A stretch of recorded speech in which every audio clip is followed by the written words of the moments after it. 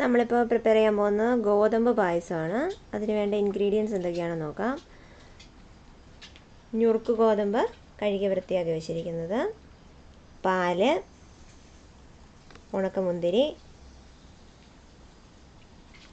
ഏലക്ക, ചുക്ക്, ജീരകം, അണ്ടിപ്പരിപ്പ്, കടല, നെയ്യ്, ശർക്കര. ഇനി നമുക്ക് ആദ്യം ഈ ഗോതമ്പ് കുക്കറിൽ നന്നായിട്ട് വേവിച്ചെടുക്കാം. ഇതാണ് നമ്മൾ വേവിച്ച് വെച്ചിരിക്കുന്ന സൂചി ഗോതമ്പ്. ഇത് കുക്കറിൽ നന്നായിട്ട് വേവിച്ചെടുത്താണ്. ഇത് നമ്മൾ ഉരുളിയിലേക്ക് മാറ്റി. ഇനി ഇതിലേക്ക് നമുക്ക് പാലൊഴിച്ച് കൊടുക്കാം. അവിടെ ഞാൻ യൂസ് ചെയ്യുന്നത് പശുവും പാലാണ്. അത് ഒഴിച്ചു കൊടുക്കാം 1 ലിറ്റർ.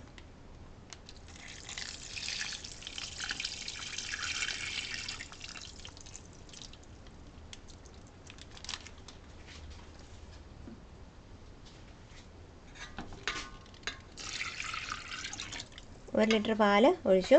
ഇനി നമുക്ക് ഈ ഗോതമ്പ് നന്നായിട്ട് ഇതിൽ മിക്സ് ചെയ്യണം.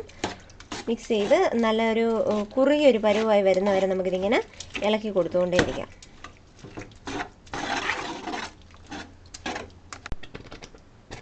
ഇപ്പോൾ നമ്മുടെ പാലും സൂചി ഗോതമ്പും നന്നായിട്ട് കുറുകി വന്നിട്ടുണ്ട്. ഇനി ഇതിലേക്ക് നമുക്ക് പാനിയാക്കി വെച്ചിരിക്കുന്ന ശർക്കര ഒഴിച്ചു കൊടുക്കാം.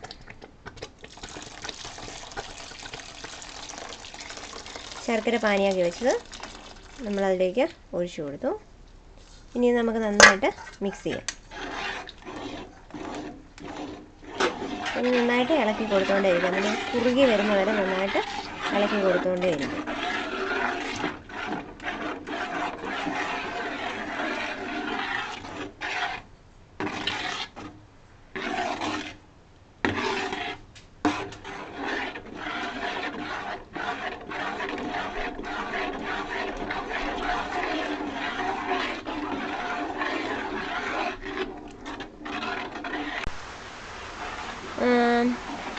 ഇപ്പോൾ നമ്മുടെ പായസം ഏകദേശം നന്നായിട്ട് കുറുകി വന്നിട്ടുണ്ട്.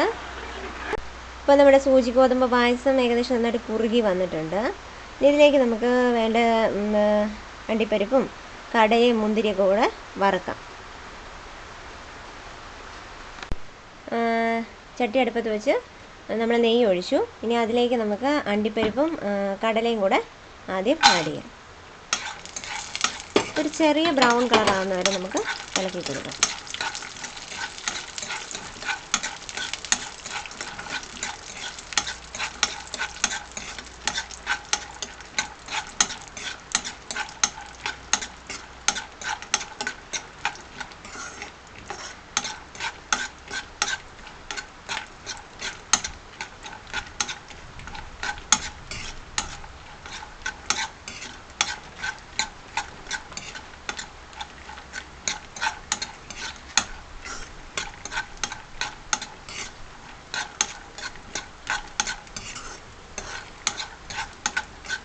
ഇപ്പോൾ ഏകദേശം ചെറിയൊരു ബ്രൗൺ കളർ വന്നിട്ടുണ്ട്. ഇനി ഇതിലേക്ക് നമുക്ക്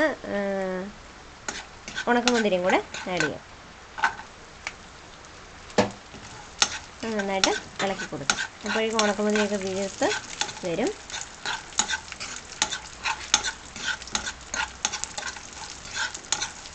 മുന്തിരിയൊക്കെ വീർത്ത് വരാൻ തുടങ്ങിയിട്ടുണ്ട്. ഇനി നമുക്ക് പായസത്തിലേക്ക് ആഡ് ചെയ്യാം.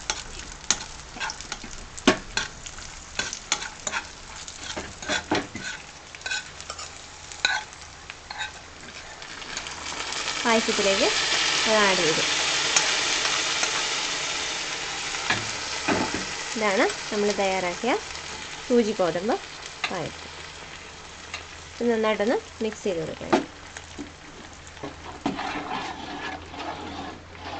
ഇനി ഇതിലേക്ക് നമുക്ക് പൊടിച്ചു വെച്ചിരിക്കുന്ന ഏലക്കായും ചുക്കും ജീരകവും കൂടെ പൊടിച്ചു വെച്ചിരിക്കുന്നത് ആഡ് ചെയ്യാം.